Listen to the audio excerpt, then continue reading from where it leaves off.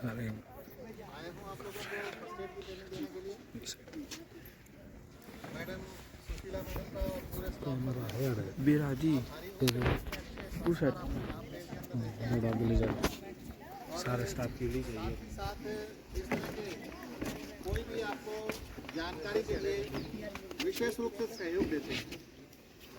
तो आज आपको मैं फर्स्ट एड की ट्रेनिंग, फर्स्ट एड में क्या होता है, फर्स्ट एड कैसे होती है, क्योंकि फर्स्ट एड सीखना हम सब के लिए बहुत ज़रूरी है। आवाज़ आ रही है वही पीछे?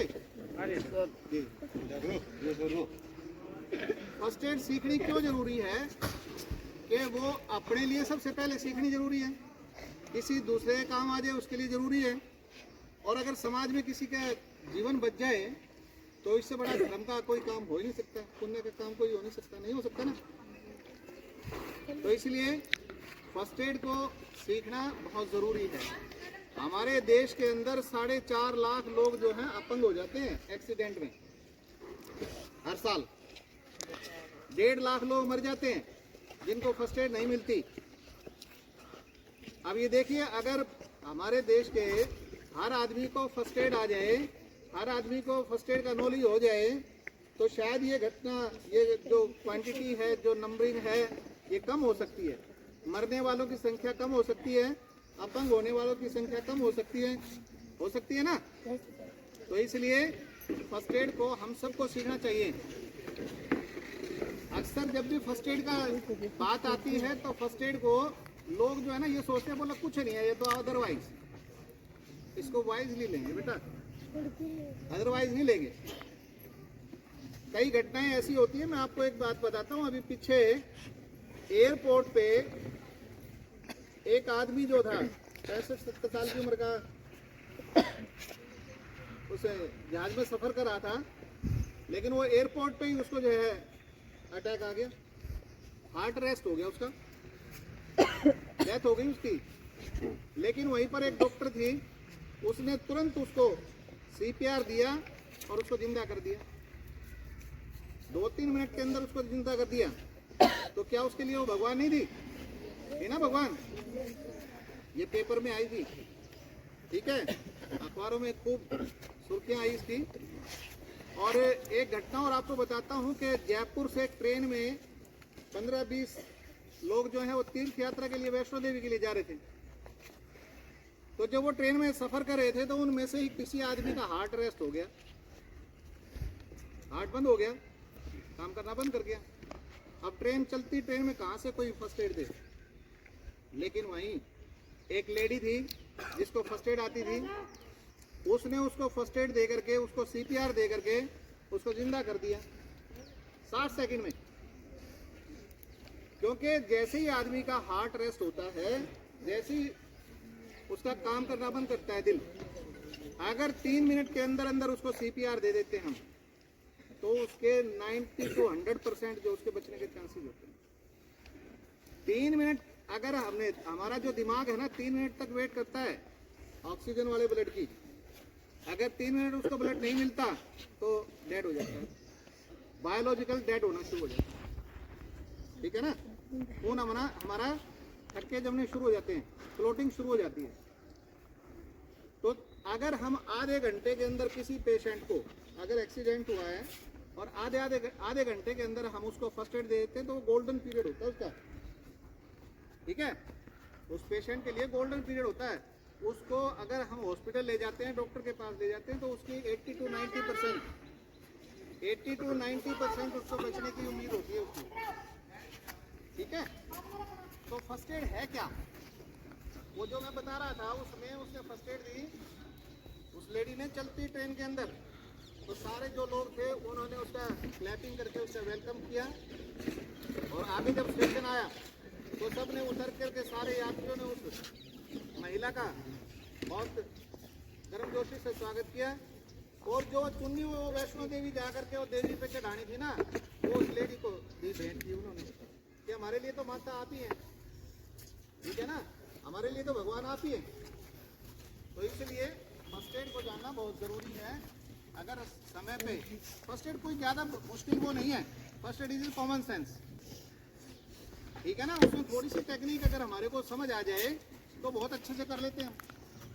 अब फर्स्ट एड है क्या, कोई बताएगा आप में से? हम अक्सर सुनते हैं first aid first aid, first aid है क्या जी? शाबाश।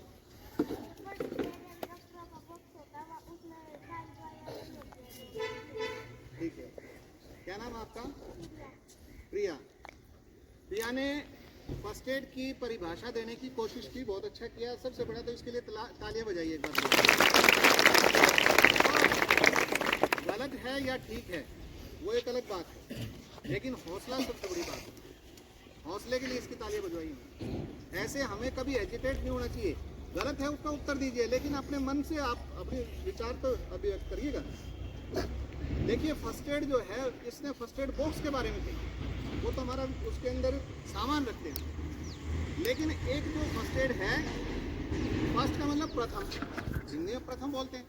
एड का मतलब सहायता। वो सहायता जो डॉक्टर के आने से पहले या डॉक्टर के पास मरीज को ले जाने के तक हम देते हैं। और किससे देते हैं? हमारे पास जो उपलब्ध साधन है उनसे जो सहायता देते हैं वही फर्स्ट एड है। दुर्घटना स्थल पर उपलब्ध सामान से, उपलब्ध संसाधनों से हम जो सहायता देते हैं, कब तक? जब तक डॉक्टर के पास उसको ना ले जाएं या डॉक्टर उस रोगी के पास ना आ जाए। ठीक है ना? उस सहायता को हम फर्स्ट एड कहते हैं। हम सहायता देते हैं, हम उसका इलाज नहीं करते। इलाज कौन करता है? डॉक्टर करता है ना? तो हमने तो एड इसीलिए इस शब्द के साथ जोड़ा है, फर्स्ट एड। एड हम उसको सहायता देते हैं। अच्छा ये बताइए, फर्स्ट एड देने का उद्देश्य क्या होता है? अरे भाई पहली बात तो है कि उसकी जान ही तो बचानी है हमने। उसकी जान बचाने का हमारा पहला एम है। दूसरा एम क्या है कि उसकी और स्थिति ना बिगड़ जाए, उसकी और हालत खराब ना हो जाए, इसलिए फर्स्ट एड देते हैं। तीसरा उद्देश्य क्या है कि उसको उसी पोजीशन में वापस ले आए। मान लो बेहोश पड़ा हुआ है तो उसको होश में ले आए, तो यही तो फर्स्ट एड है। और चौथा क्या है कि उसको डॉक्टर के पास ले जाना फर्स्ट एड दे करके। कहाँ ले जाना है? डॉक्टर के पास। तब तक आपकी फर्स्ट एड पूरी नहीं होती। ये नहीं कि आपने उसको पट्टी बांध दी, पट्टी बांध दी, उसको फर्स्ट एड दे दी और उसको वहीं छोड़ दिया, बोला मैं तो स्कूल से लेट हो रहा हूँ, मेरे को तो लेट हो रहा हूँ मैं, इसलिए मैं तो नहीं उठ जाता। नहीं, जब तक उसको डॉक्टर के पास नहीं ले जाते या डॉक्टर वहां तक नहीं आ जाता, तब तक आपकी फर्स्ट एड पूरी नहीं होती। अब फर्स्ट एड दी किसको जाती है? मरीज को दी जाती है ना, या किसी घायल को दी जाती है, या रोगी को दी जाती है ना? अब हम लोग तो सारे ठीक ठाक बैठे हैं, कोई दिक्कत नहीं, हम तो सारे ठीक है ना। तो हमारे में तो कोई ऐसा है नहीं जो मरीज है। लेकिन हमारे में से ही कोई इस मौसम के अंदर, सर्दी के मौसम में एकदम पसीना आ गया या प्रेयर करते करते एकदम चक्कर खा के गिर गया, तो उसको हम फर्स्ट एड ही तो देते हैं, है ना? उठा करके उसको छाया में ले जाएंगे, उसके तलवे वगैरह रगड़ते हैं, बहुत सारे लोग हथेलियां रगड़ते हैं। ऐसा नहीं करना। बेहोशी की अवस्था होती है, अगर किसी को चक्कर आ जाए तो ध्यान रखना कि कभी हथेली और तलवे नहीं रगड़ते। क्यों नहीं रगड़ते? कि तलवे और हथेली रगड़ने से खून जो है वो हथेली और तलवों की तरफ दौड़ेगा। अभी सर्दी का मौसम आएगा ना, ज़्यादा ठंड होती है तो हथेलियों को रगड़ते हैं, ऐसे रगड़ेंगे तो ये गर्म हो जाते हैं और यहाँ पर हमारे हाथ लाल हो जाते हैं, खून वहाँ दौड़ पड़ता है। तो अगर हमने उसके तलवे और हथेली रगड़ी तो खून तो हथेली और पाँव की तरफ चला गया।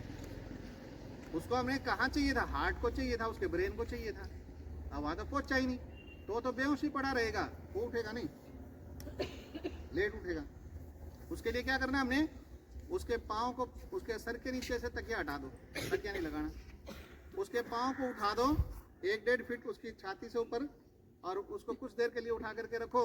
जो हमारे पाँव के अंदर 2 लीटर ब्लड होता है, एक स्वस्थ व्यक्ति के अंदर 5 से 6 लीटर ब्लड होता है, उसमें से 2 लीटर हमारे पाँव में होता है। तो 2 लीटर जो ब्लड है वो हार्ट को पहुंचेगा, हार्ट से ब्रेन को पहुंचेगा, वो होश में आ जाएगा। तो इसलिए कभी भी कोई बेहोश हो जाए तो कभी उसको कुछ नहीं करना, और ध्यान रखना कि कभी उसको बेहोशी की अवस्था में पानी वगैरह ना पिलाएं, ना उसका जबड़ा खोलने की कोशिश करें। ठीक है ना? हाँ, इतना कर सकते हैं कि उसके कॉलर अगर ये यहाँ से टाइट है तो थोड़े से लूज कर दें, वस्त्र थोड़े ढीले कर दें। बेल्ट लगाई हुई है उसने, बेल्ट को ढीला कर दें। खाने पीने के लिए उसको कुछ नहीं देंगे। प्यास लगी हुई है उसको, तो हम क्या करेंगे? हम उसको रुमाल गीला करके उसके होठों को, या अगर होश में है तो उसको 1 घूंट पानी देंगे या 2 घूंट पानी देंगे, ज़्यादा पानी नहीं देंगे। ठीक है ना। ये हो सकता है उसको डॉक्टर के पास ले जाना पड़े, डॉक्टर उसको क्या किस तरह से ट्रीट करेगा वो अलग बात है। हम फर्स्ट एड में कोई दवाई नहीं देते। हमने फट्टी और पट्टी का जो हमारे पास उपलब्ध साधन है उनसे उपचार करना है। अब फट्टी और पट्टी ना हम केमिस्ट के पास गए ना डॉक्टर के पास गए, हमने फ़ोन तो कर दिया, लेकिन तब तक तो हमने फर्स्ट एड देनी है जो हमारे पास उपलब्ध सामान है। अब उपलब्ध सामान क्या है हमारे पास? मेरे पास रुमाल है, आपके पास रुमाल हो सकता है, रुमाल से हम उसकी पट्टी कर देंगे, उसके घाव को ढक देंगे, आपके पास है ना। और क्या हो सकता है? आपके पास टाई है, आपकी बेल्ट है, आपका दुपट्टा है ना, आपका ये आई कार्ड है, फिक्स करना है, बांधना है, अगर टूटा हुआ है तो उसके अंदर डाल दिया, सहारा ही तो देना हमने उसको हिलने नहीं देना। सिर्फ हिलेगा तो क्या करेगा? दर्द करेगा वो। ठीक है, यानी कि हमने किसी डॉक्टर के पास नहीं जाना, कोई दवाई नहीं देना। किसी के सर में दर्द हो जाए, किसी के पेट में दर्द हो जाए, किसी की छाती में दर्द हो जाए, हम डॉक्टर नहीं है, हमने डॉक्टर का कोई कोर्स नहीं कर रखा, हम तो फर्स्ट एडर हैं। हमने केवल और केवल, हमें क्या पता उसको किस वजह से सर दर्द हो रहा है। मान लो खेलते खेलते वो गिर गया था और गिरने की वजह से सर में चोट लगी, उसकी वजह से ब्रेन हेमरेज हो गया है, उससे उसको सर दर्द हो रहा है, आप उसको साइडोन की टेबलेट दे रहे हो, गलत है ना। पेट में अगर कहीं से खून का रिसाव हो रहा है, उसकी वजह से पेट में दर्द हो गया उसको, तो उसको हमने कोई दवाई नहीं देनी किसी तरह की, ये ध्यान रखना। दवाई कौन देगा? डॉक्टर। हमने तो केवल फट्टी और पट्टी से उसका, या तो खून बह रहा है तो उसको रोक देंगे, और कोई टूटा हुआ अंग है तो उसको सहारा दे देंगे, फिक्स कर देंगे। और ABC का फार्मूला उसमें याद रखते हैं। A फॉर एयरवे, सांस की जो नली है ना, पहले जाते देखो आप किसी को, जिसको आप फर्स्ट एड देने जा रहे हैं, 3 चीज का ध्यान रखिएगा। पहले A फॉर एयरवे, उसका सांस आ रहा है कि नहीं आ रहा, उसके सांस की नली में कुछ अटका हुआ तो नहीं है। कई बार क्या होता है कि टंग फॉल होगी, ये जीभ गिर गई उसकी सांस की नली के पे। ये खराटे आते हैं, क्यों आते हैं? सांस की जो हमारी नली है ना, जो सांस नली, इसके ऊपर जीभ गिर जाती है उस आदमी की, वो खराटे मारता रहता है। अगर उसकी करवट दिला दोगे, उसके खराटे रुक जाएंगे। ठीक है ना, कोई खराटे और कोई वो नहीं है। दूसरा, हमने क्या करना है, उसका वो हो सकता है ये ना हो, कोई चोट लगने की वजह से उसका जबड़ा टूट करके उसके मुंह में चला गया, कोई मिट्टी फंसी हुई हो, तो उसको हम साफ कर देंगे, एयरवे को साफ करेंगे। फिर उसको सांस आ रहा है या नहीं आ रहा, अगर सांस नहीं आ रहा तो उसको फिर हम CPR देंगे। बेहोश है, अगर उसको सांस नहीं आ रहा तो हम उसको CPR देंगे। वो CPR का तरीका मैं अभी आपको बताऊंगा कि कैसे देते हैं। 98% हिंदुस्तान के लोगों को CPR के बारे में नहीं पता, केवल 2% लोगों को पता है। 2% में भी 1% ही लोग पूरे हिंदुस्तान में CPR दे पाएंगे, यानी कि 99% हम लोगों को CPR के बारे में नहीं पता। और CPR ही एक ऐसी वो है जिसको हम दे करके तुरंत उसको जिंदा कर सकते हैं, अगर हम सही मौके पर। हाँ, अगर घंटे 2 घंटा हो गया उसको मरे हुए, तो डेड बॉडी को हम कभी फर्स्ट एड नहीं देते। ठीक है ना, उसको क्या देते हैं हम? लास्ट एड देते हैं, उसका संस्कार करते हैं, है ना। तो फर्स्ट एड किसको देते हैं? जिसको सांस तुरंत अभी रुक गया है, अभी एक्सीडेंट हुआ है, आप तुरंत मौके पर पहुंचे हैं, 5-7 मिनट हुई हैं, तो आप उसको जा करके CPR दे दें। लेकिन अगर 1-1.5 घंटा 2 घंटा हो गया तो उसको हम CPR देंगे। दूसरे नंबर पे हम चेक करेंगे कि उसका ब्लड, बॉडी से कहीं ब्लड तो नहीं बह रहा।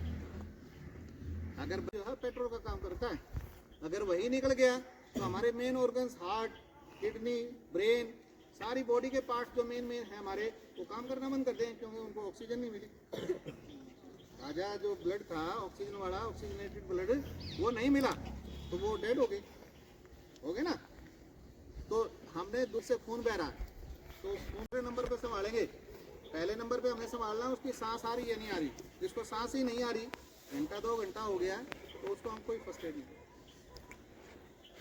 अगर उसको सांस आ रही है, होश में नहीं है, बेहोश है, तो उसको एक और तरकीब है हमारी, यानी कि CPR 2 तरह से होती है।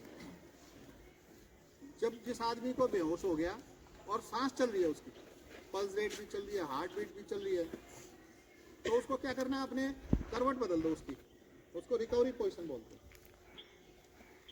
ठीक है, उसको इससे करने से क्या होगा कि मान लो उसकी उल्टी आती है, उसको तो उल्टी आएगी तो साइड में निकल जाएगी, मुंह में सलाइवा है, लार है उसके मुंह में, वो साइड में निकल जाएगी। ठीक है, इसलिए उसको करवट दे देते हैं। जिसको होश नहीं है, बेहोश है ना वो, तो उसको तो पता ही नहीं है कि और उल्टी आ गई उस बेहोशी में, तो कैसे निकालेगा वो। अब अगर वो होश में है तो निकाल देगा झुक करके, लेकिन वो होश में नहीं है तो वो साइड में अगर हम उसका चेहरा कर देंगे, उसको करवट दे देंगे, उसको रिकवरी पोजीशन बोलते हैं, उसके बाद वो उल्टी करेगा तो साइड में निकल जाएगा। मुंह में झाग है, मुंह में लार है, वो सारी बाहर निकलती रहेगी। तो दूसरे नंबर पे हमने क्या देखना है, ब्लड चेक करना है। तीसरे नंबर पे क्या देखना है, क्रैकिंग, हड्डी की कहीं टूट है, फिर हम उसको संभालेंगे, भाई इसकी हड्डी टूट रही है, अब इसका हड्डी का इलाज करो। ठीक है, अब आता है हमारा, हम जिस आदमी को सदमा लगे, कई बार जिस आदमी को चोट लगती है ना, एक्सीडेंट होता है, तो उसको सदमा जरूर मिलेगा, क्योंकि उसने घटना देखी है अपने आंखों से, एक्सीडेंट होते हुए देखा है, तो उसको सदमा जरूर लगेगा। वो होश में है तब भी और नहीं है तब भी, क्योंकि सदमे की वजह से तो बेहोश हुआ वो, और होश में है तब भी वो अलग से उसकी आंखें होंगी, इस तरह से देखेगा, हैं, वो चक्कर होकर के देखेगा। तो ऐसे आदमी को हमने क्या करना है, उसको सबसे पहले उसको हौसले की बात करो। सदमा भी दो तरह का होता है, सदमा दो तरह का होता है, एक नर्व सिस्टम से होता है, एक एक्सीडेंटल होता है। नर्व सिस्टम से क्या होता है कि किसी को अच्छी बुरी खबर सुना दी, अच्छी बुरी खबर, किसी के घर में कोई एक्सीडेंट हुआ था और उसके घर से वहाँ से मैसेज आ गया कि आपका लड़का था, आपका भाई था, जो भी रिश्तेदार था, उसकी डेथ हो गई, एक्सीडेंट हो गया, उसका बहुत जोर से। इतना ही आपने कहा था, उसका हार्ट कमजोर था, उसका हार्ट फेल हो गया, या उसका बीपी फ्लैक्चुएट हो गया, बीपी एकदम डाउन आ गया, उसकी वजह से उसकी डेथ हो गई, सदमे में आने की वजह से। अब उसमें खून तो बाहर नहीं निकला ना, उसमें कोई खून तो बाहर नहीं निकला, लेकिन वो क्या था, नर्व सिस्टम से रिलेटेड। ठीक है, और दूसरा जो सदमा होता है वो एक्सीडेंटल होता है, जिसमें कोई बॉडी के पार्ट से कहीं से खून ज्यादा मात्रा में निकल गया और बॉडी में खून की मात्रा कम हो गई, उस वजह से उस आदमी को सदमे की वजह से उसकी, दोनों समझ गए ना आप। तो ऐसे में हमने क्या करना है कि उसको हौसले की बात करनी है। अगर वो होश में है, उसका नाम पता पूछें, उसका एक्सीडेंट का कारण पूछें। ठीक है, ये सारी चीजें ध्यान में रख के हमने उसको फर्स्ट एड देंगे। अब आता है, जैसे हमने कुछ रूल हैं हमारे, जब हम फर्स्ट एड देते हैं ना, तो फर्स्ट एडर के नाते काम को हमने जल्दी से करना है, लेकिन शांति से तरीके से करना, शांतिपूर्वक। जल्दी से करने का मतलब ये नहीं कि हाथ तो ये टूटा हुआ था, पट्टी इसको कर दी, ठीक है ना। शीघ्रता से इसलिए करना है कि जल्दी हमने डॉक्टर के पास ले जाना है। उसमें ये नहीं कि आराम से उसके हाथ पांव जुड़े, पट्टी करें तो उसको आराम से करें, ऐसा नहीं, जल्दी से करना है, लेकिन शांति से करना है, ध्यान से करना है। और एक दूसरा ये है, बगैर भय के, बगैर डर के करना है। आजकल लोग जो हैं, पहले लोग डरते थे, अब तो बहुत फर्क हो गया। 2015 में कानून आ गया, एक सरकार ने कानून बना दिया। पहले कोई भी फर्स्ट एड देते वक्त या किसी कैजुअलिटी को उठाते वक्त डरता था कि पुलिस वाले तंग करेंगे बाद में।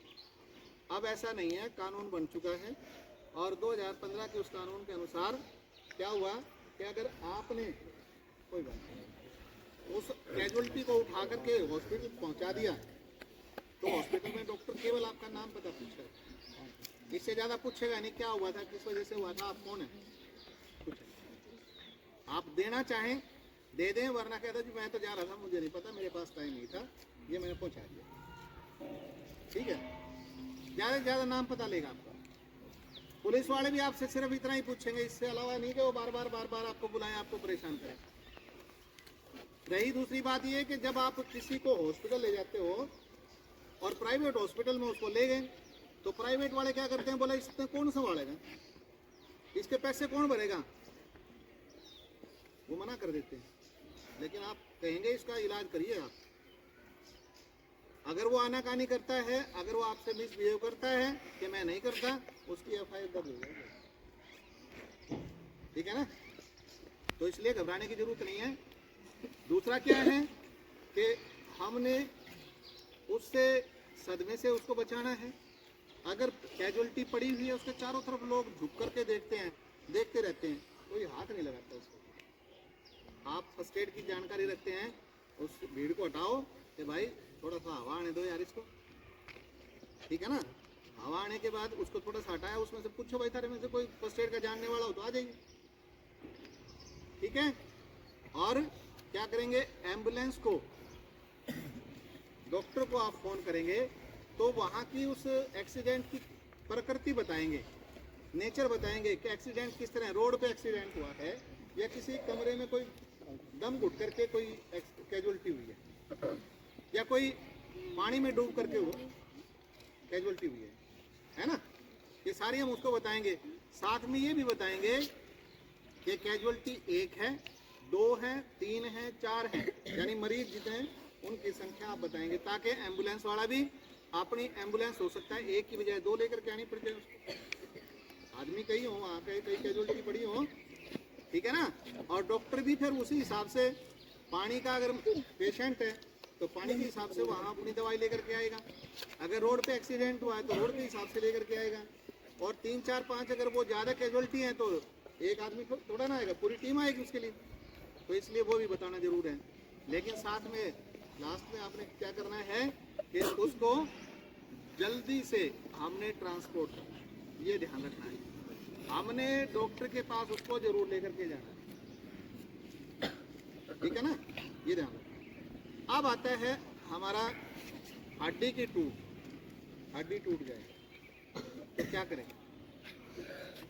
हड्डी कैसे टूटती है? हड्डी कोई बाहरी चीज लगती है ना, किसी बाहरी दबाव के कारण हड्डी 2 या 2 से अधिक भागों में बढ़ जाए तो हड्डी की टूट होती है। ठीक है ना? ये 3 तरह से टूट सकती है। 3 तरह से कैसे टूट सकती है? एक तो सीधा डायरेक्ट फोर्स, सीधा दबाव।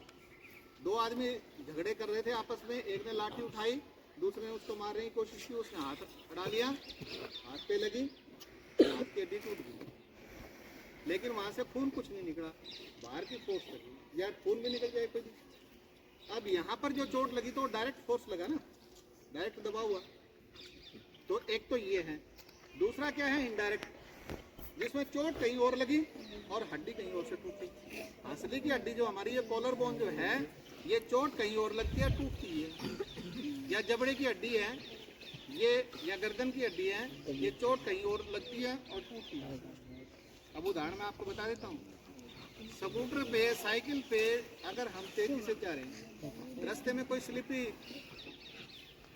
जगह आ गई या कोई केले का छिलका आ गया, उसके ऊपर स्कूटर का या बाइसिकल का पहिया रखा गया, तेजी में थे, एकदम फिसल गया। फिसलते हमारा दिमाग को एकदम, दिमाग जो है वो ऑर्डर करता है कि स्पॉट, अपने आप को स्पॉट दीजिए। तो हमारा हाथ एकदम जमीन की तरफ उठाता है, करते हैं ना हम सहारा देने के लिए, शरीर को सहारा देने के लिए। जब हम तेजी से हाथ जमीन पे जाके टकराएगा तो जमीन से और हाथ के बीच में, दोनों के टकराव से करंट पैदा होगा। और वो करंट पैदा होगा तो जो ये हाथ अगर सीधा है आपका, तो यहाँ से पार हो जाएगा करंट, और इससे आगे जाकर के ये लूज पोर्शन मिलता है, इस हड्डी को तोड़ता है, कॉलर बोन को तोड़ता है। ठीक है? और जबड़े की हड्डी कैसे टूटती है? कोई आदमी छत से, पेड़ से, कहीं से ऊपर से गिर गया, तो ऊपर से जब गिरता है तो वो नीचे सीधा उतरने की कोशिश करता है। ये घुटने मोड़ करके नहीं करना चाहता, क्योंकि घुटने टूट जाएंगे, है ना, घुटनों में चोट आएगी। तो इस चोट की वजह से वो सीधा उतरने की कोशिश करता है। जो पूरी स्पीड से, धरती की ग्रेविटी है उसको खींच रही, ऊपर से वो स्पीड से नीचे आ रहा है। तो जब वो जमीन से टकराता है तो दोनों के टकराव से तलवों के अंदर करंट पैदा हो जाता है। जो धरती का और तलवों का आपस में मिलन हुआ तो वहां पर करंट पैदा हो गया, और वो करंट यहाँ से चलता चलता, ये घुटने हमारे सीधे थे क्योंकि वो सीधा उतरने की कोशिश कर रहा था, तो यहाँ से पार हो गया, यहाँ से पार होकर के जा करके और सीधा ये हमारी गर्दन की हड्डी को तोड़ दिया या जबड़े की हड्डी को तोड़ दिया। ठीक है, तो कोई doubt muscles force, muscular force, जिसमें खिलाड़ियों के साथ अक्सर घटनाएं होती हैं। ठीक है, उसमें क्या होता है कि मसल जो है ना वो टाइट हो गई, पाँव में मोच आ गई, उस वजह से भी हड्डी कमजोर थी, टूट गई, मांसपेशियों में ऐंठन आ गई, बहुत ज़्यादा ऐंठन आ गई, जिस वजह से वो हड्डी टूट गई। और हड्डी टूटने के और दो कारण भी हो सकते हैं, एक बुढ़ापा भी हो सकता है, उम्र के हिसाब से ज़्यादा उम्र हो जाती है तो हमारी हड्डियाँ कमज़ोर हो जाती हैं। हल्का सा कहीं पर भी, बड़े बुजुर्ग हमारे दादा दादी जो होते हैं जिनकी ज़्यादा उम्र हो जाती है तो वो उनको बड़ा ध्यान से चलना होता है, और वो स्लिपरी हो जाते हैं, कई बार बाथरूम में गिर जाते हैं तो कुल्ले की हड्डी टूट जाती है। या दूसरा कारण क्या हो सकता है, कोई बीमार व्यक्ति है, अब वो तो चलो बुढ़ापे की बात थी, लेकिन जवान भी 20, 22, 30 साल का लड़का अगर वो बीमार चल रहा है कई साल से लगातार, तो उसकी हड्डियां कमजोर होगी उस बीमारी की वजह से, उस वजह से भी उसकी टूट होगी। ठीक है, अब चलिए मैं आप लोगों को एक चीज बताता हूँ, साथ में कुछ आपको टिप्स देता हूँ, साथ में फिर पट्टियां कराऊंगा इसके साथ। एक कविता के माध्यम से सारी आपको जो नियर बाई आपकी कई वो चीजें हैं वो कवर करता हूँ, वो शॉर्ट में, समय का ध्यान रखते हुए।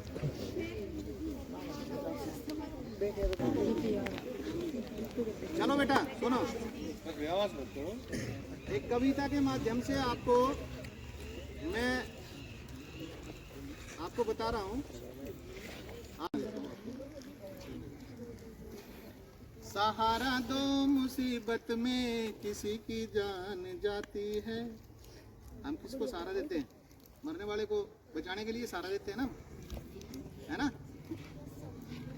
सहारा दो मुसीबत में किसी की जान जाती है, जो अपने पास सामग्री वक्त पर काम आती है। किसी भी हाल में रोगी को मेडिसिन नहीं देते, बिना डॉक्टर के रोगी को काम फर्स्ट एड आती है। बिना डॉक्टर के रोगी नक्सर की घटना अक्सर स्कूल में होती रहती है, गाँव में होती रहती है। कई बार ज़्यादा गर्मी की वजह से हो जाती है, या कहीं ज़्यादा कोई घुटन वाला जगह होती है, वहाँ पर ऑक्सीजन नहीं मिलती, उस वजह से नक्सर आ जाती है। नक्सर एक कॉमन प्रॉब्लम है, हम सब के साथ, किसी के साथ भी हो सकती है। कई बार कोई ऐसी गर्म दवाई खाई गई या गर्म चीज़ ऐसी खाई गई जिससे हमारा ब्लड में ज़्यादा गर्मी हो, तो नक्सर आ जाए तो क्या करें भाई? बोलेंगे नहीं पीछे। यदि नक्सर आई हो झुका दो सर जरा नीचे, हवा की ओर मुंह कर दो, करो फिर हाथ भी ऊंचे। हो पट्टी नाक पर गीली व सर पर नीर भी डालो, अगर फिर भी न रुकती हो गर्म पानी में पग डालो। यही तरकीब अच्छी है, समय पर काम आती है। सहारा दो मुसीबत में किसी की जान जाती है। सहारा दो मुसीबत में किसी की जान जाती है। अब नक्सर आ जाती है तो हम क्या करते हैं? सबसे पहले तो इस नाक को यहाँ से बंद कर लेते हैं, यही गलत है। और ये बंद कर लिया, पीछे इसको ऐसे कर दिया, ये उससे भी ज़्यादा गलत है। अरे भाई पहली बात तो इसको ही बंद नहीं करना, ठीक है। आप नीचे सर को झुका दो, ब्लड निकल रहा है निकलने दो, कोई बात नहीं, और बन जाएगा। लेकिन वो अंदर चला गया तो नुकसान बहुत करेगा, इसलिए पीछे की तरफ सर को नहीं झुकाना, और यहाँ से भी नहीं बंद करना। बंद करना है तो क्या करना है? ऊपर से, यहाँ से। ये नोस्टल वेन है हमारी दो यहाँ। जब ज़्यादा गर्मी होगी, जब हमारी बॉडी रिएक्शन देती है ना अपनी तरफ से कि मैं टॉलरेट नहीं कर सकती, हमारा ब्रेन उसको ऑर्डर करता है कि भाई इसको रिलीज करो, तो सबसे पहले हमारी नक्सर आती है, ठीक है। तो नक्सर के लिए हमारी ये वेन खुल जाती है, ये जो आगे से बंद थी ये खुल जाती है, तो इनको यहाँ से पकड़िए, यहाँ से बंद कर दो, उसको बंद हो जाएगी।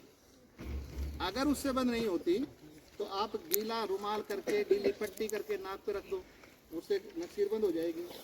उससे भी बंद नहीं होती तो ठंडा पानी सर पे डाल दो, उससे बंद हो जाएगी। अगर उससे भी बंद नहीं होती तो क्या करेंगे, आप गर्म पानी करेंगे, थोड़ा सा हमारी बॉडी से ज़्यादा टेम्परेचर जो सुहाता हो, जिसमें हाथ डुबो करके देखें तो गर्म महसूस हो, तो इतना ये नहीं कि बहुत ज़्यादा जलता हुआ पानी। उस गर्म पानी में बाल्टी में उसको डाल करके उस आदमी को उसमें खड़ा कर दो, तुरंत उसकी नक्सी रुक जाएगी। क्यों रुक जाएगी?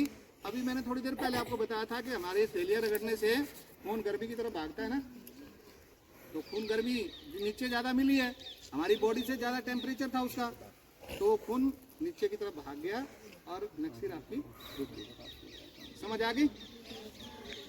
दूसरा है, आग लग जाए तो क्या करें हम? लगी हो आग कपड़ों में न डर कर भूल कर भागो, डरी हो टाट या कंबल मिले जो कुछ उठा डालो, बुझाने के लिए अग्नि हमेशा डालो तुम पानी, हवा में भभक जाएगी तो पहुंचेगी अधिक हानि। यही तरकीब अच्छी है जो व्यक्ति को बचाती है, सहारा दो मुसीबत में किसी की जान जाती है। आग लग जाए तो भागना नहीं चाहिए, भागोगे तो क्या है, वायुमंडल में ऑक्सीजन है, वो और ज्यादा आग को जलाएगी।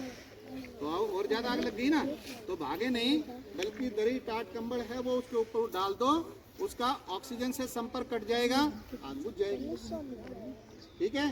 फिर पानी डाल दो, वहाँ पानी हो तो आपके वहाँ नजदीक पानी डाल दो। अगर पानी भी नहीं मिलता, दरी टाट कंबल भी नहीं मिलते, तो उसको जमीन पर रोल करा दो, आग बुझ जाएगी। ठीक है? यही तरकीब अच्छी है जो व्यक्ति को बचाती है, सहारा दो मुसीबत में किसी की जान जाती है। अब सांप के काटने की घटनाएं अक्सर हमें मिलती हैं, अखबारों में भी और नियर बाई गाँव में भी, रेडियो पे, टीवी पे हम इस तरह की घटनाएं सुनते हैं। ठीक है ना? तो सांप काट ले तो क्या करें हम? न घबराओ कदापि तुम अगर हो सांप ने काटा, लगा दो बंध कुछ ऊपर जिधर से खून है आता, किसी भी तेज चाकू से करो फिर घाव कुछ गहरा। आजकल वैसे बंद कर दिया है, हम ब्लेड से चाकू से पहले काट देते थे, अब ये नहीं है, मैंने इसलिए बोला है। ठीक है? उसकी जगह क्या आ गया है, घाव साबुन के पानी से अगर धो डालोगे यारो, सांप का जहर भी कम हो, रोगी को चैन भी आता, न सोने दो उसे हरगिज नींद भी मौत लाती है, सहारा दो मुसीबत में किसी की जान जाती है। सांप के काटने से आदमी इतना नहीं मरता जितना उसके भय से मरता है। ठीक है ना? तो सांप की प्रजातियां 4-5 ही हैं जो जहरीली हैं, बाकी जहरीली नहीं है। लेकिन हमें सांप का ये होता है कि वो सांप ने काट लिया, दहशत क्यों? तो ना घबराओ कदापि तुम अगर हो सांप ने काटा, लगा दो बंद कुछ ऊपर जिधर से खून आता, जहाँ से वो सांप ने काटा है निशान होंगे उससे ऊपर बंद लगा दो, एक यहाँ लगा दो, एक यहाँ लगा दो। अगर हाथ पे काटा है तो यहाँ लगा दो, यहाँ लगा दो। पाँव पे काटा है तो पाँव, उस काटे हुए के ऊपर थोड़ा सा ऊपर 2 बंद लगाएंगे, और 15-20 मिनट के बाद उसको हम खोलेंगे। तो पहले इसको खोलेंगे, ऊपर वाले को, उसको नहीं खोलेंगे, इसको खोलेंगे ताकि जो ताज़ा रक्त है, जो ऑक्सीजनेटेड रक्त है, ब्लड है, वो आगे जाए, ये हमारा हाथ जिंदा रहे। अगर हमने इसको टाइट बांधा हुआ था तो आगे खून जा ही नहीं रहा, तो हाथ डेड हो जाएगा, नीला पड़ जाएगा, काला पड़ जाएगा। डॉक्टर के पास ले जाओगे, बोला जी ये तो आपने तो आगे तो इसको खून तो मिला ही नहीं, इसको ऑक्सीजन तो मिली ही नहीं, ये जिंदा नहीं रहा, ये डेड हो गया, इसको काटना पड़ेगा। तो उसके लिए क्या करेंगे, हम पहले इस पट्टी को खोलेंगे 15-20 सेकंड के लिए, मैक्सिमम 15 सेकंड के लिए, फिर इसको बंद कर दो, फिर इसको खोलो, इससे आगे फिर ये हमारा हाथ जिंदा रहेगा। ठीक है ना? ये ध्यान रखना है। ना सोने दो उसे हरगिज नींद भी मौत लाती है। दूसरा ये करना है कि वो काटा वो जहाँ से है, पहले काटने का बताया था, चाकू से ब्लेड से काट देते थे ताकि उसमें से ब्लीडिंग ज़्यादा हो जाए। लेकिन कई बार क्या होता है कि नस दूसरी कट जाती है, उसमें से ज़्यादा ब्लड निकल जाता है। तो अब इम्प्रोवाइजेशन आ गया नया, नया एडिशन आ गया है। उसमें क्या है कि हम सिर्फ साबुन के पानी से या बहते पानी से उसको करें और तुरंत डॉक्टर के पास ले जाएं उसको। लेकिन ध्यान रखना कि उसको जगा के रखना, उसको सोने मत देना। अगर वो सो गया तो सीधा अटैक ब्रेन में करेगा, उसके दिमाग में मर जाएगा। तो उसको जगाने के लिए उसको थपकी लगाओ, थप्पड़ मारो या चुटकी से काटो, किसी भी तरह उसको जगा के रखना जब तक डॉक्टर के पास नहीं। अब आता है नेक्स्ट, जैसे आग के साथ मैंने आपको सांप का बताया, सांप के साथ अब आपको बताता हूँ बिजली का। हमारे पास बहुत बड़ा जाल बिछा हुआ है और जिससे बहुत सुविधाएं हमारे को मिली हुई है, लेकिन कई बार हम उसका मिसयूज करते हैं, गलत तरीके से उसको इस्तेमाल करने की कोशिश करते हैं तो उसका करंट लग जाता है, ठीक है ना। ऐसे में उसको क्या करेंगे हम, अगर बिजली के झटके से कोई बेहोश हो जाए, बनावटी सांस दे डालो अगर उसको न सांस आए, अगर हो तार से चिपकाना उस पे हाथ तुम डालो, करो स्विच बंद तुम पहले या लकड़ी से छुड़ा डालो, जरा सी भूल हो जाए तो दो की जान जाती है, सहारा दो मुसीबत में किसी की जान जाती है। यानी कि करंट लग जाए तो अगर बिजली के झटके से कोई बेहोश हो गया तो उसको तुरंत आर्टिफिशियल रेस्पिरेशन दे देंगे, बनावटी सांस दे देंगे, ठीक है। अगर वो तार से चिपका हुआ है तो कभी भी जा करके उसके हाथ मत लगाइए, इमोशनल मत हो जाइए कि ये मेरा भाई है, मेरा चाचा है, मेरे घर का आदमी है या पड़ोसी है, क्योंकि बिजली के अंदर कोई इमोशन नहीं है, ठीक है ना। वो आपकी दोस्त भी है, आपकी दुश्मन भी है। दोस्त तब तक है जब तक आप उसको सही ढंग से यूज करें, गलत तरीके से आप करोगे तो दुश्मन है आपकी, ठीक है। तो ऐसे में उसको जा करके हाथ नहीं लगाना। आप क्या करेंगे, अगर नजदीक स्विच है तो स्विच को ऑफ करेंगे, अगर स्विच नजदीक नहीं है तो कोई सूखा डंडा लकड़ी का वो उठा करके उससे छुड़ाएंगे। वो नहीं है, कोई अखबार पड़ा है उसको फोल्ड करके उसका डंडा बना करके उससे छुड़ाएंगे। उससे भी नहीं है, कोई गत्ता पड़ा है उसको फोल्ड करके उसका डंडा बनाएंगे। लेकिन सारी चीजें नहीं है, कुछ भी नहीं है हमारे पास, तो उस वक्त हमें क्या करना है, ये हमारी बेटियों के पास, हमारी बहनों के पास दुपट्टा होता है, दुपट्टे को उसके गले में डालो और खींच लो। हंसने की बात नहीं है भाई, अगले की जान बच गई, तुम हंस रहे हो। तो उसको गले में हमने डाला दुपट्टा, ठीक है। बेल्ट है आपके पास, बेल्ट उसको डाल करके उससे खींचिए, लेकिन उसको टच नहीं होना चाहिए, ठीक है। बच्चे हैं जैसे जेंट्स है, वो अपनी शर्ट उतारिए, दोनों बाजू पकड़िए, उसके गले में डाल करके उसको खींच लीजिए, ठीक है ना। यानी कि हमने उपलब्ध सामान, हम किसी डॉक्टर के पास नहीं गए, अभी तक मैं कहीं डॉक्टर के पास नहीं ले गया आपको, यहीं से बैठे बैठे हम इलाज कर लें, है ना। अभी आपने एक कविता सुनी, 4 लाइनों में इसकी सारी बात और कहता हूँ, अभी तक बड़े मजे से सुन रहे थे आप। कविता गीत ना समझो ये शिक्षा लाभ वाली है, कविता गीत ना समझो ये शिक्षा लाभ वाली है, इसे विष्णु ने समझा है तभी गीतों में ढाली है। ये मैंने लिखी है तो इसको अच्छा समझा, मैंने इसको कविता में लिख दिया, ठीक है ना। जो समझेगा इसे यारों तो उसकी तो दिवाली है, खुशी है ना, गमी तो नहीं आई ना उसके घर में। जो समझेगा इसे यारों तो उसकी तो दिवाली है, और जो ना समझे इसे यारों तो मामूली कवाली है।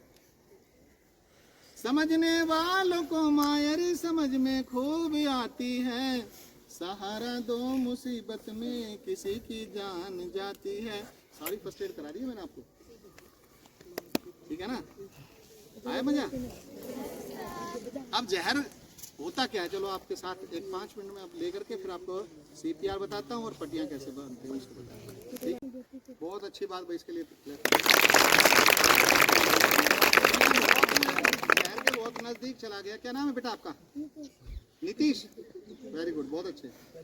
देखिए इस बच्चे ने कहा कि हमारे शरीर में जाकर के खून को गाढ़ा कर देती है, वो एक अलग बात है, लेकिन जो शरीर में जाकर के नुकसान पहुंचा रही है वो वही तो जहर है।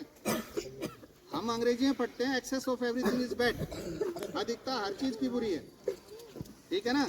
कोई ज्यादा सोता है तो उसको कहें यार क्यों सो रहा है, क्यों अपना टाइम खराब कर रहा है, उसके लिए जहर ही है, वो कामयाब नहीं होगा कभी भी, ठीक है ना।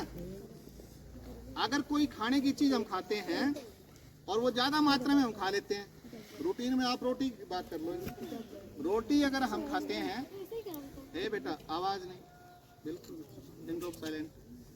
देखो कोई चीज, रोटी की बात मैं कर रहा हूँ, रोटी हम भूख लगी है बहुत जोर की और स्वाद में अच्छी सब्जी माँ ने बना के सब्जी रोटी तैयार की थी, हम 3 फुलके खाते थे, हम उस दिन 4 खा गए, शरीर ने 3 ही फुलके खाने थे, उनका ही रिएक्शन लेना था, चौथे का रिएक्शन दे दिया, या तो उल्टी करवा देगा या 10 लगवा देगा, ठीक है ना।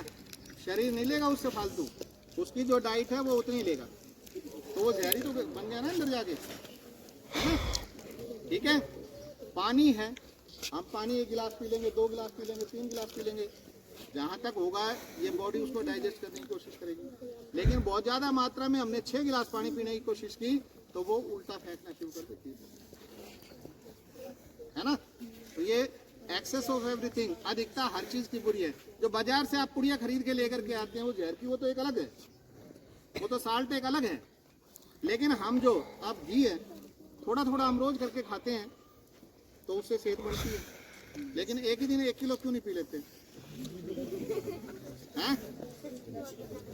अंदर जा करके वो बॉडी रिएक्शन दे देगी, या तो दस्त लगा देगी आपको या उल्टी करा देगी, है ना, शरीर उसको ओट नहीं पाएगा। तो इसलिए वो पदार्थ तरल या ठोस पदार्थ, अब इसकी परिभाषा सुन लो, कोई भी तरल या ठोस पदार्थ जो हमारे शरीर में जा करके हमारे शरीर को हानि पहुंचाता है, हमारे स्वास्थ्य को हानि पहुंचाता है, उसको जहर कहते हैं।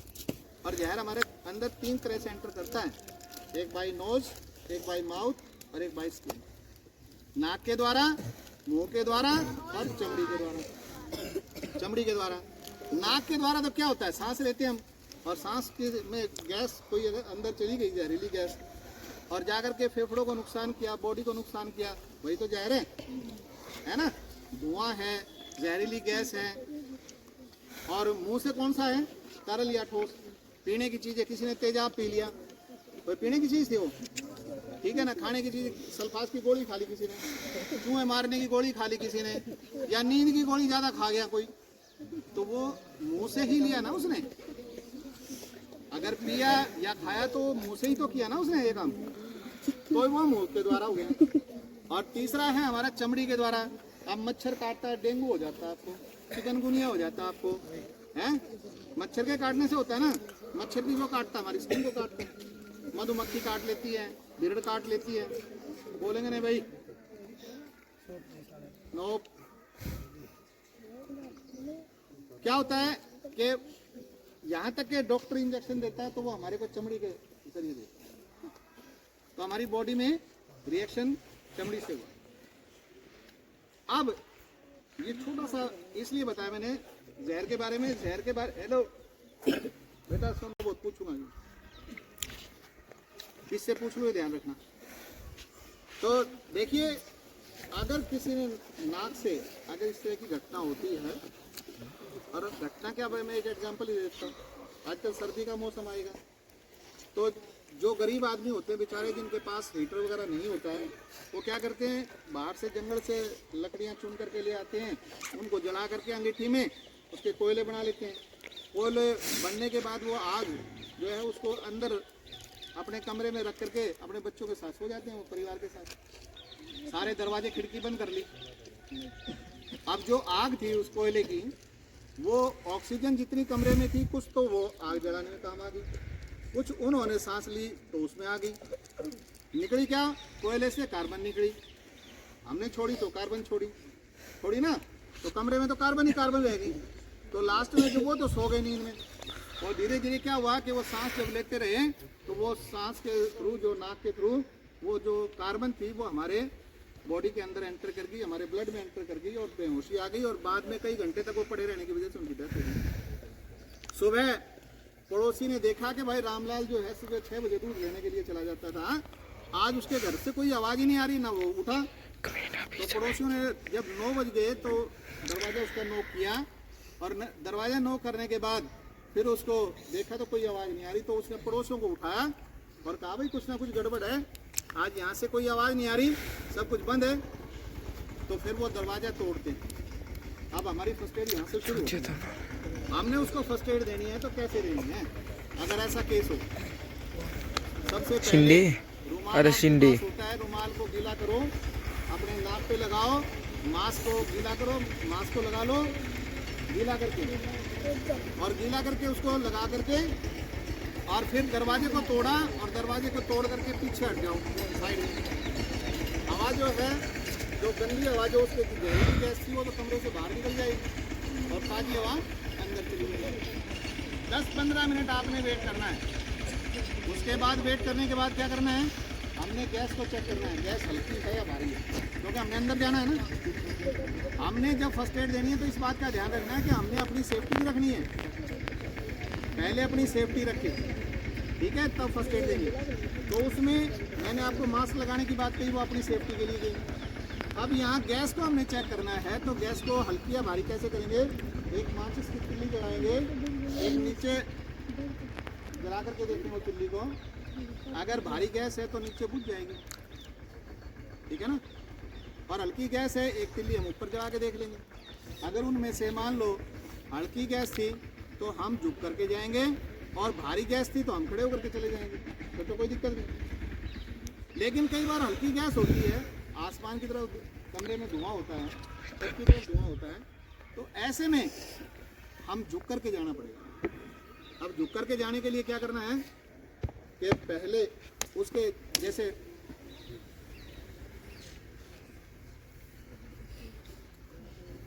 अपने फौजी होते हैं ना आर्मी के अंदर, घुटनों के बल चलते हैं, कोने के बल चलते हैं, जिसको क्रॉलिंग बोलते हैं हम अंग्रेजी में। और क्रॉलिंग करते हुए हमने उस कमरे में एंटर करना है, एक कोना, दूसरा कोना, तीसरा कोना, चौथा कोना, चारों कोने चेक कर लिए, लेकिन मरीज वहाँ जो पेशेंट था वो नहीं मिला, वो बीच में पड़ा हुआ है, अंधेरा है, गुप अंधेरा है। तो हमने क्या करना है, इस कोने से लेकर के इस कोने को, फिर इधर से इस कोने को, बीच हमने उसको, हमारे को मरीज मिल गया। अब मरीज मिला तो वो 90-95 किलो वजन था उसमें, तो आप में 55 किलो वजन कैसे उठाओगे उसको? तो ऐसे में उसके लिए हमारे पास टेक्निक होनी चाहिए।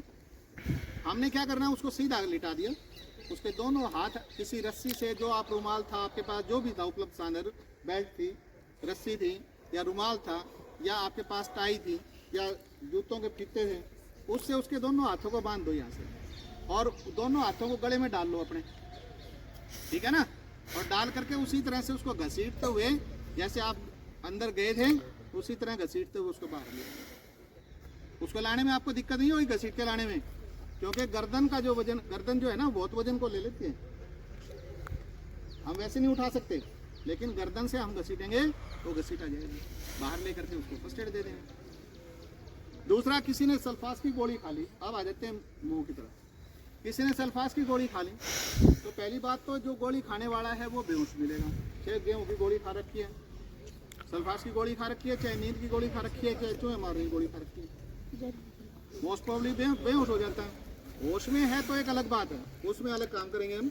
बेहोशी की अवस्था में तो हमने क्या करना है, उसको तुरंत जाकर के फर्स्ट एड देते हुए उसको डॉक्टर के पास ले जाना, यही फर्स्ट एड आपकी। लेकिन अगर वो होश में है तो उसको क्या करेंगे, आप नमक, जिसमें आयोडीन होता है, टाटा नमक होता है ना, एक मुट्ठा भर के नमक, अच्छा 1 गिलास पानी में उसको घोल करके उसको पिला दो, वो जो जहर था ना उसके अंदर जो पड़ा हुआ था वो न्यूट्रलाइज हो जाएगा, उससे आगे उसका नुकसान नहीं करेगा, ठीक है, अगर होश में है तो।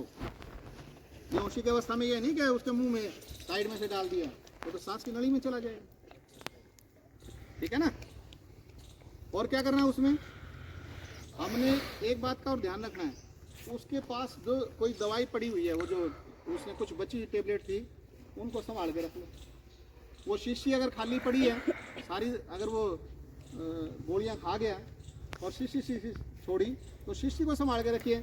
उसके ऊपर जो रैपर है, लेबल लगा हुआ है, उसको देख करके डॉक्टर को दिखा देंगे, भाई इसने ये खा रखा है।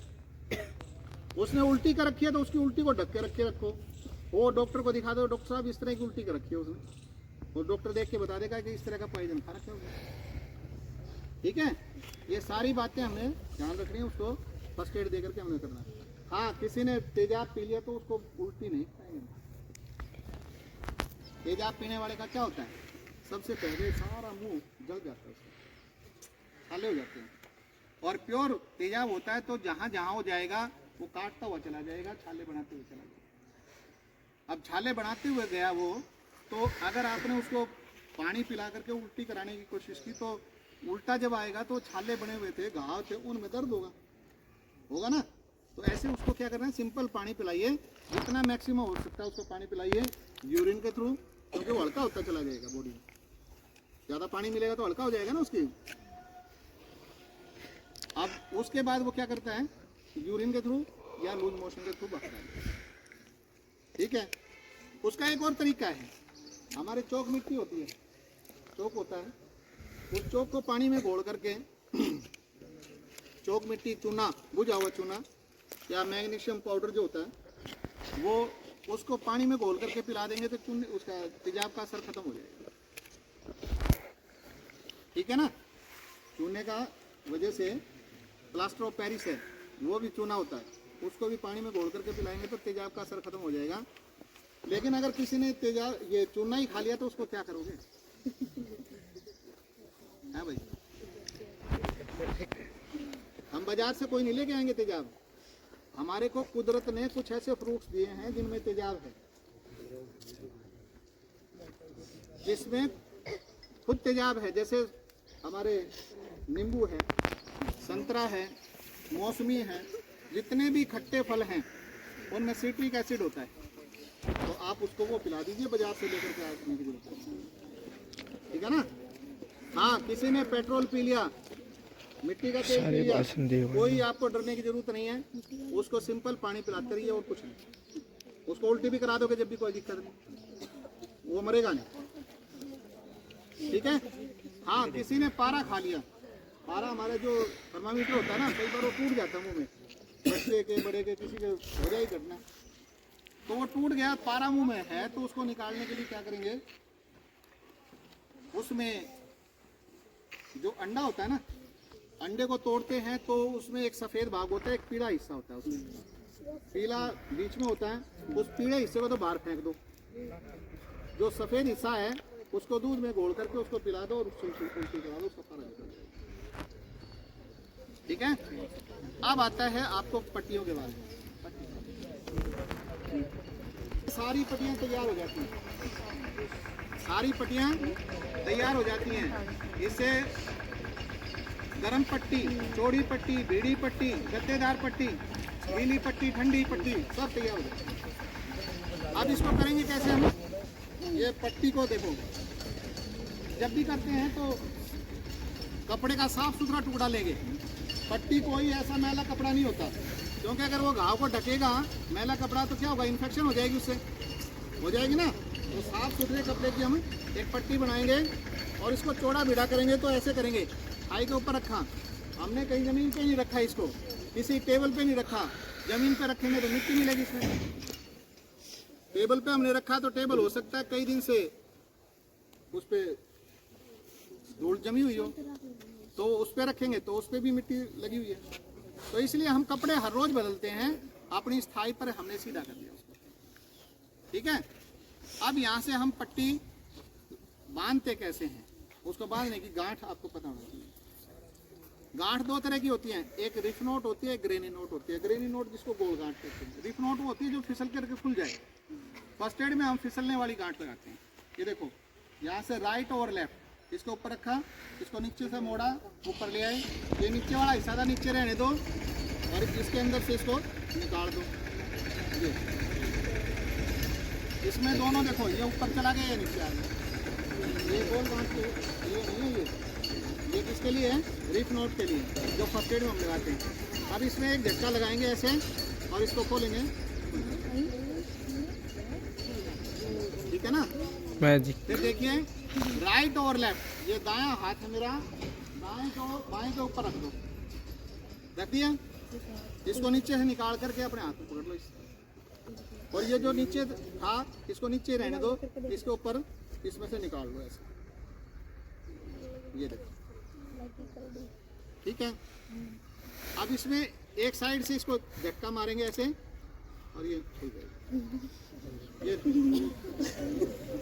एक क्लो इंच है, देखो क्लो इंच लगाते हैं कैसे, एक ही पट्टी से हमने काम लेना है, एक पट्टी से हमने काम। एक बच्चा हम क्या करेंगे, ऐसे पट्टी को पकड़ेंगे, ये अंगूठा आसमान की तरफ, 10 साल से अंगूठा जमीन की तरफ, इस अंगूठे को जमीन वाले को तो ऊपर ले आओ ऐसे, और जो आसमान की तरफ था उसको नीचे ले आओ। इसको ला करके इसके हाथ में, प्रिंस का हाथ में फ्रैक्चर आ गया, पेशेंट है, तो इसको हम पट्टी दे रहे हैं, तो एक ही पट्टी से हम काम चला रहे हैं। ये देखो, ये यहाँ हमने किया और इसको आराम से इसको यहाँ पट्टी, ठीक है ना, ये पट्टी हो, समझ गए। मान लो इसके कंधे पर चोट आई हुई थी, कंधे पर चोट आई हुई थी, तो ऐसे में हमने इस कंधे पर पट्टी तो सीधी टिक नहीं पाएगी, उसको ढकना होगा, हमने चोट को ढकना है। तो उसको ढकने के लिए हम क्या करेंगे, ये पॉइंट को पकड़ेंगे और जिधर चोट है वो चोट हमारे को दिखनी चाहिए, जो घाव है वो हमारे को दिखना चाहिए। अब कंधे पर इधर चोट लगी हुई है और मैं यहाँ खड़ा होकर पट्टी करूँगा तो गलत हो जाएगी, है ना। तो हमारे को वो घाव दिखना चाहिए, हमने उस कंधे की ऊपर ये रखा और ये यहाँ से मोल्ड किया इसको, ये मोल्ड करने के बाद यहाँ से इसलिए ये इधर रहेगा, यहाँ हम इसको गांठ लगा देंगे और ये जो हिस्सा है ये इसको पिन अप कर देंगे ताकि वो कवर हो जाए, ठीक है। घाव को ढकना था ना हमें। अब जैसे छाती पे अगर कहीं चोट लगी हुई है, चेस्ट को ढकना है, चेस्ट को ढकना है तो हम क्या करेंगे, यहाँ से इस पॉइंट को ऐसे रखेंगे और ये दोनों हिस्से इसके पीछे और यहाँ से इसको ये हो गया। अब ये जो ये हिस्सा ये तो इसको बांधने के लिए क्या हमारे पास ये है, दोनों इससे उठा करके इससे बांध, ये पट्टी खुलेगी, पूछो ना बेटा, ठीक है। ये ऐसे बांधनी, ये चेस्ट के लिए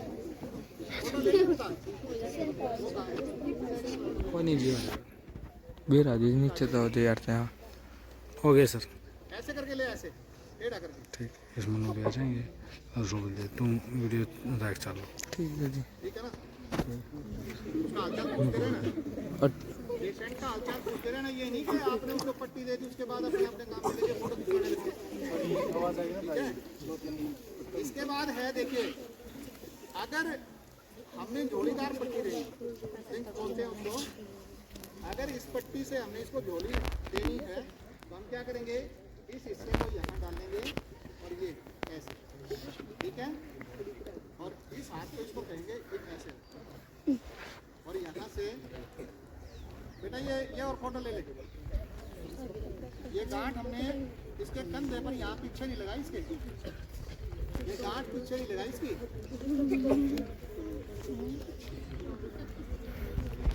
कोई यहाँ से ले लेंगे, बच्चे आ जाएंगे ना।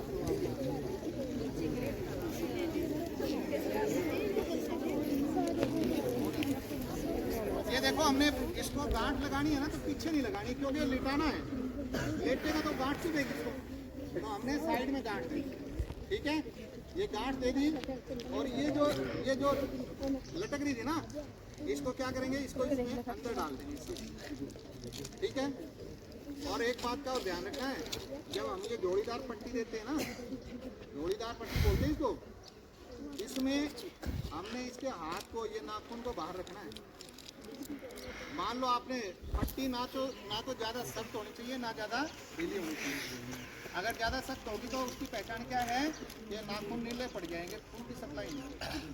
तो इनको देखने के लिए ये नाखून बता देंगे, अगर ये गुलाबी रंग के हैं, लाल रंग के हैं, तो इसका मतलब खून की सप्लाई ठीक चल रही है। अगर ये नीले पड़ गए तो उसको ढीला करेंगे। अब एक चीज़ और करिए, देखो चलो ये चीज़ तो हमने कर दी, अब हमारे पास ये पट्टी भी नहीं है, अरे यार पट्टी भी नहीं है और इसको चोट लगी हुई है, शिंदे क्या करेंगे? इसका ये आई कार्ड है, इसी में डाल दो भाई। उपलब्ध सामान है, क्या कहा था? जो हमारे पास सामान है उसी से हमें काम चलाना है।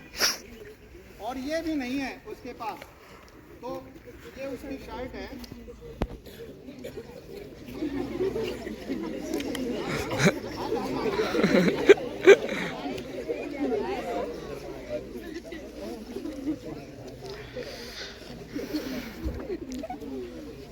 ये देखो, ये इसको इसमें डाल दिया, हमने कुछ नहीं किया, इसी की शर्ट इसी इसके काम आ गई।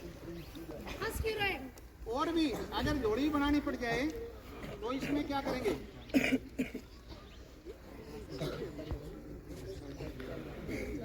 ताकि क्या मेरी करते बहुत यार देखो, ये नीचे वाला इसका बटन नीचे खोला हमने, ये दो बटन इसके खोल दिए और ये ऊपर वाला सबसे ऊपर वाला बटन खोल दिया। ये इसके साथ ये किया, इसके साथ ये बटन जो था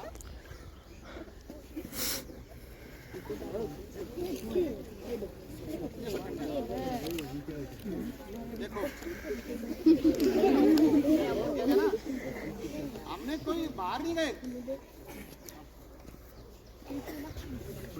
अब सीपीआर की बात आती है, देखिए सीपीआर जो अभी हार्ट की बात आती है। गुरु पहली बात तो सीपीआर का मतलब क्या होता है? C for cardio, cardio means heart, ठीक है। R means P for pulmonary, हमारे फेफड़े, हार्ट और हमारे फेफड़े, और आर फॉर रिसैसिटेशन, उनको पुनः चालू करना। हार्ट को और फेफड़ों को दोबारा से चालू करने की क्रिया को हम सीपीआर बोलते हैं। अब ये जब करते हैं हम, तो ध्यान रखना, कोई तरीका नहीं है।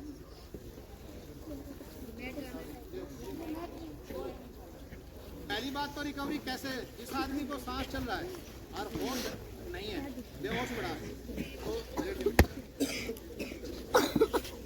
ये मान लो ये पेशेंट पड़ा हुआ है, इसको सांस नहीं आ रहा, बेहोश पड़ा है, इसको कुछ नहीं पता, इसको कुछ नहीं पता, तो उसको हम क्या करेंगे?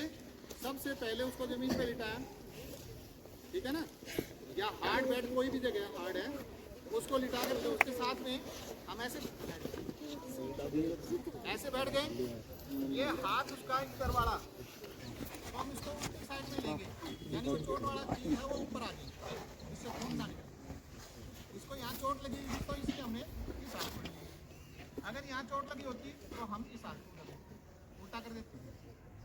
ये देखो, दूसरा इसका ये हाथ है, ये इसके कान के पास, इसके कान के ऊपर लगा, ठीक है, दोनों काम समझ गए। अब ये इस पाँव को यहाँ से मोड़ेंगे, ये यहाँ से मोड़ लिया, पूरा मोड़ दिया, और इसको यहाँ से पकड़ेंगे, यहाँ हुआ, और ये यहाँ से इसको पकड़ के ऐसे उठा, इससे ये जो फेस है इसका, इसको थोड़ा सीधा कर, ताकि सांस की नली इसकी सीधी हो जाए। इसको उल्टी वगैरह करेगा तो ये बाहर निकल। ये किस अवस्था में है? जब आदमी बेहोश है लेकिन सांस चल रही है, और सीपीआर किसको देते हैं? जिसकी सांस ही नहीं चल रही, बेड पड़ा, वो उसको भी हम हार्ड बेड पे, हार्ड सरफेस पे हम उसको लाएंगे, उसको किसी गद्दे वगैरह पे नहीं देंगे हम। क्यों नहीं देंगे? कि हमने उसको प्रेशर डालना है, कंप्रेशन डालना है, ठीक है। जमीन पे लिटा लो, या किसी, अगर आप बेड वगैरह पे लिटाते हो तो गद्दे वगैरह निकाल दो। अब ऐसे पेशेंट को हमने क्या करना है कि सबसे पहले ABPU फार्मूला है, हमने चेक करना है उसको कि वाकई में इसको ये कोई रिस्पॉन्स नहीं कर रहा, तो उसको चेक करेंगे। अगर वो रिस्पॉन्स कर रहा तो हमने देने की जरूरत ही नहीं है। तो उसमें क्या है, सबसे पहले तो उसको ये कंधे पे, हेलो हाँ भाई कौन है तू, कुछ नहीं बता रहा है, नहीं बता रहा ना, पहला तो ये अलर्ट, इसको A फॉर अलर्ट बोलते हैं, अलर्ट करना, अलर्ट, इसको देखो चेक करो। उसके बाद V फॉर विजन, उसकी आँख की पुतलियाँ ये खोलो, टॉर्च मार करके देखो, अगर वो पुतलियाँ घूम रही हैं तो इसका मतलब वो रिस्पॉन्स कर रहा है। ठीक है, अगर ये नहीं कर रहा, कुछ नहीं रिस्पॉन्स दे रहा, तो तीसरा हमारे V फॉर वॉइस, उसके कान के पास ऐसे, ये ऐसे करके देखिए, हो सकता है उसके सेंसर काम कर रहे हो, उससे कोई रिस्पॉन्स दे दे, वो आँख खोल ले। ठीक है, अगर ये भी नहीं कर रहा, फिर हम उसको P फॉर पिंच, उसके कान को यहाँ से चुटकी भर के देखेंगे। अगर वो उस चुटकी भरने से कुछ रिस्पॉन्स दे रहा है तो ठीक है, इसका मतलब हमें CPR देने की जरूरत नहीं। ठीक है ना, अगर ये नहीं कर रहा, यहाँ से चुटकी काटे, ये हथेली है, तलवे हैं, उनको किसी उससे पिंच करके देखेंगे। हमारे बड़े बुजुर्ग जो होते हैं ना, कभी कोई डेथ हो जाती है तो उसको कंफर्म करते हैं। वो कैसे कंफर्म करते हैं, उसके डेड बॉडी जो पड़ी होती है उसके तलवे जो है ना उसमें खारिज करते हैं उंगली से। पाँव के जो सेंसर हैं वो काम करते हैं, अगर वो उंगली हिलनी शुरू हो गई तो इसका मतलब वो डेथ नहीं हुई उसकी, वो कह देते हैं ना ना ना अभी इसकी डेथ नहीं। तो ऐसे रिस्पॉन्स नहीं आता तब हम CPR देते हैं। ठीक है, CPR देने के लिए हमें इसको हार्ट को CPR देनी है, इसको कंप्रेशन देना है, छाती को नहीं देना। और उसको देने के लिए ये हथेली, इस हथेली का ये हिस्सा, यहाँ से उसको ऐसे करके करेंगे। लेकिन हार्ट है कहाँ? हार्ट बताइए कहाँ पर है? लेफ्ट साइड लेफ्ट साइड है, राइट साइड है? लेफ्ट नहीं है बेटा, सेंटर में है, हल्का सा लेफ्ट, मुट्ठी के आकार का है। और आपको फॉर इंफॉर्मेशन के मेल और फीमेल दोनों में हार्ट की पोजीशन अलग होती है। मेल में जो हमारे ये निप्पल हैं, इनका सेंटर यहाँ से बीच की ये पसलियाँ जो है ना हमारी, इनको जोड़ने वाली एक स्टर्नम हड्डी होती है। इस हड्डी का ये सेंटर यहाँ से, और इधर का जो जमा का निशान बन गया ना, और जो पॉइंट बीच में सेंटर आया, उसके नीचे तो जेंट्स का हार्ट होता है। ठीक है, और हमारी बेटियां, हमारी माताएं बहनें जो हैं, उनकी उम्र के हिसाब से चेस्ट की शेप चेंज होती रहती है। तो उस हार्ट को हमने पता करने के लिए एक अलग तरीका है उसका, कि ये कान जो है ना हमारा, इस कान के नीचे जो हमारी ये कॉलर बोन है, असली की हड्डी है, ये पॉइंट यहाँ, एक पॉइंट तो ये, और एक जो हमारी रिब्स जो पसली है, लास्ट वाली पसली, उस पसली का इसका सेंटर ले लो बीच का, यहाँ पर हार्ट है। ठीक है ना, मेल में और फीमेल में दोनों में अंतर बताया। ठीक है, अब हमने हार्ट को कंप्रेशन देना, उसकी चेस्ट को नहीं देना, और इतना कंप्रेशन देना है कि उसकी चेस्ट 1/3 नीचे दबनी चाहिए। 100 से 120 बार हम कंप्रेशन देंगे, दबाएंगे। ये कोहनियाँ हमारी बिल्कुल सीधी, देखो उसके पास हम ऐसे बैठ गए, फोटो ले लीजिएगा। जिंदा आदमी को हम कभी भी उस पर एक्सपेरिमेंट नहीं करते, इस पर एक्सपेरिमेंट नहीं करा मैं, इससे ऊपर ही दिखा रहा हूँ मैं आपको। ऐसे हथेलियों को किया और उसको ऐसे प्रेशर डालना हमने उसमें, ठीक है ना, ऐसे 100 से 120 बार। और ये कोहनी हमारी सीधी, पूरा इसके ऊपर प्रेशर ये जाना चाहिए, ये 1 2 3 4 5 6 7, एक रिदम के अंदर। 30 बार जब हमने ऐसा कर लिया तो 2 बार इसका मुंह से मुंह के द्वारा सांस ली देना हमने, रेस्क्यू ब्रीथ, अपने मुंह से इसको सांस देंगे। ठीक है, ताकि इसकी चेस्ट में जो प्रेशर हम जाएगा, इधर से हमने दिया तो 2 आर्टिफिशियल रेस्पिरेशन दिए माउथ टू माउथ। उसके बाद ये प्रोसेस हमने 5 बार करना है, यानी 5 मिनट तक लगातार। फिर हम इसको रिस्पॉन्स को देखते हैं। ठीक है, और जब हम नीचे दबाते हैं ना, तो चेस्ट ऊपर उतनी उठ के आनी चाहिए। जैसे हम बॉल को जमीन पर मारते हैं तो ऊपर उठ के उतना ही आती है ना, यूँ नहीं कि इसके ऊपर नीचे दबाए रखे, उठने ना दे। ठीक है, ये होता है CPR। और ये तब तक देना है जब तक डॉक्टर नहीं आ जाता, या डॉक्टर के पास हम उसको नहीं ले जाते, थक जाते हैं, किसी दूसरे की सहायता ले लो।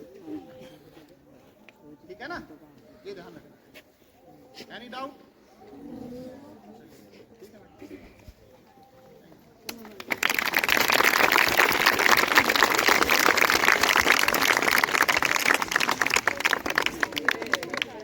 कोई चीज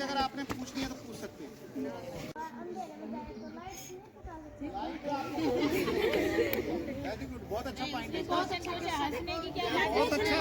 इसका मतलब ये बहुत अच्छा ध्यान से सुन रहा था ये बच्चा। आप लोग तो हंस रहे हैं, इसका मतलब आपने ध्यान से नहीं सुना, और इस बच्चे ने ध्यान से सुना और इसने देखो क्वेश्चन रेज किया। पूछने वाले थे सर, इस लड़के ने पूछ दिया हाँ। ये लाइट वाला।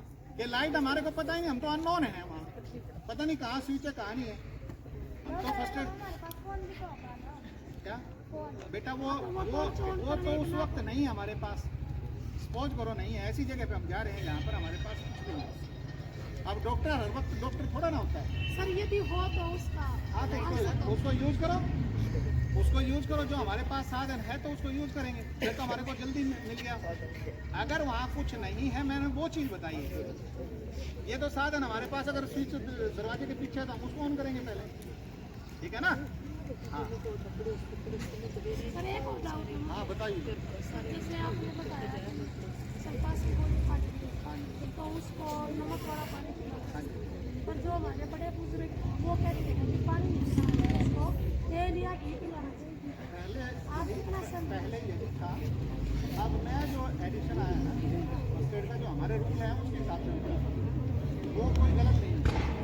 वो इसका उसका लॉजिक ये था कि वो गुड़ती नहीं है उसके अंदर, और जितना अंदर से उसकी गैस और नहीं बनने देती, जितना उसकी पहले गुड़ चुकी थी, मान लो 50% की उसके गट थी, और ऊपर से हमने उसको तेल पिला दिया, सरसों का तेल पिला दिया, नारियल का तेल पिला दिया, देसी घी पिला दिया, डालडा घी पिला दिया, रिफाइंड पिला दिया, जो चिकना पदार्थ वो पिलाना नहीं। उसके पिलाने से क्या होगा कि वो उसको टेक्सचर करेगा। हम डॉक्टर के पास जाते हैं, डॉक्टर हमारे को दवाई देता है, वो कहता है ताजे पानी के साथ ही टेबलेट को लेना। क्यों? क्योंकि वो घुलनशील है। वो पानी के साथ ही कहता है, कमजोर आदमी था उससे वो उस टाइम क्यों नहीं कहा डॉक्टर ने कि भैया लगे घी भी पी लेना, साथ के साथ ताकत भी आ जाएगी। नहीं वो गोली अलग है सर, सल्फास की अलग सल्फास देखो अलग है। सल्फास में मैं आपको दोनों को बता रहा हूँ, जिस गैस बनाएंगे सल्फास के टेबलेट है, आगे के गैस फाट भी चली जाती। वो तो अंदर पटाखे बनते हैं उसके, जब जो आदमी जो खा तो लेता है जोश जोश में वो, लेकिन उसके बाद ये कितना पक्का फर्श है ना, उसको नाखून से काटने की कोशिश करता है। तो वो पहले था मैडम। अब सांप वाला जैसे मैंने आपको बताया कि पहले करता नहीं था, ठीक है। अब साबुन वाला आ गया। उन्होंने कहा भाई ये जो है ना बीच में कई बार क्या होता है, बीच में गलत का कट जाते हैं, ज़्यादा रह गया। पता है कि जैसे बंद के बारे में जो आजकल का पता है उसमें ये है कि बंद करना देखो वो भी पता है। बंद तो जरूर लगा, हम तो एक के लिए अलाउ तो करते हैं, बाकी बहुत सारे अपने घरेलू नुस्खे हैं। अब किसी की हड्डी टूट जाती है, वो उसको भी क्या करते हैं, हड्डी को खिला देते हैं ना घर में। जबकि पहले सबसे पहले ये गलत है, यहाँ से हम उसको बच्चे को चोट लगती है, बच्चे का हड्डी टूट गई। अब उसमें क्या है कि बच्चे को चुप कराने के चक्कर में हम उसको उसका चलता फिरता उसका पेट का भी स्थान बना, उसको जूस पिला दिया, हल्दी पूरन पिला दिया, पड़ोसों ने आके ये चीज़ दे दो, वो दे दी हमने, बच्चा रोए जा रहा है। उस रोने की आवाज़ को चुप करने के लिए हम उसको चॉकलेट भी दिलाते हैं, उसको फ्रूट्स भी दिलाते हैं, फ्रूट भी दिलाते हैं। मेडिकल तक जाते जाते उसको उसका पूरा पेट भर दिया। जा करके हमने डॉक्टर के पास दिखाया, डॉक्टर को जाते ही पी लेता है कि भाई कितनी देर में हो गया नहीं, मेरा हो गया मेरा, मैडम पूछ रही है मैडम नहीं, उसमें लंबे लंबे जितना लंबा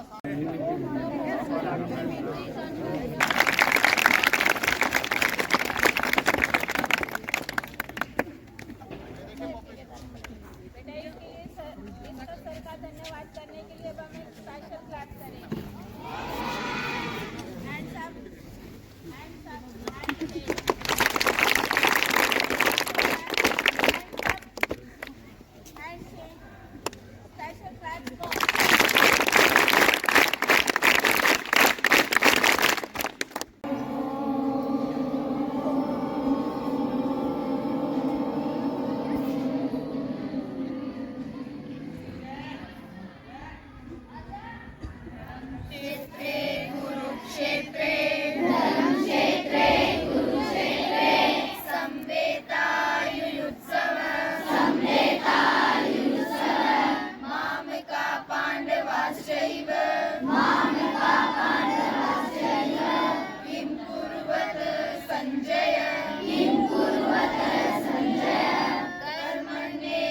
कर्मण्येवाधिकारस्ते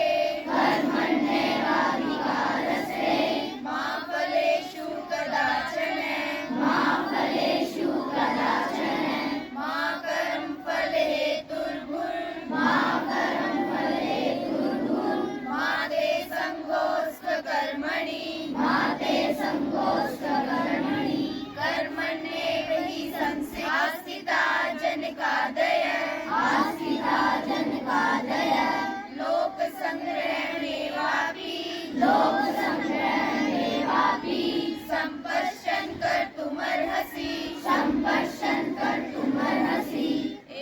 वो चेक करो आई गोज कड़ी है हाँ शाबाश क्या कड़ी कट कट कट ना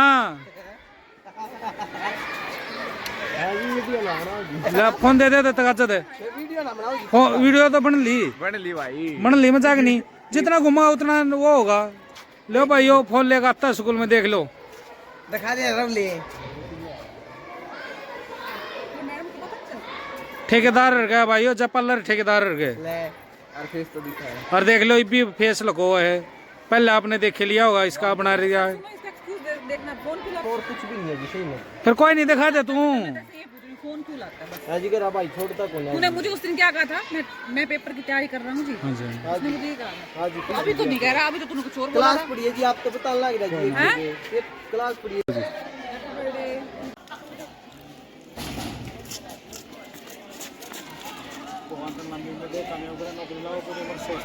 थैंक यू सर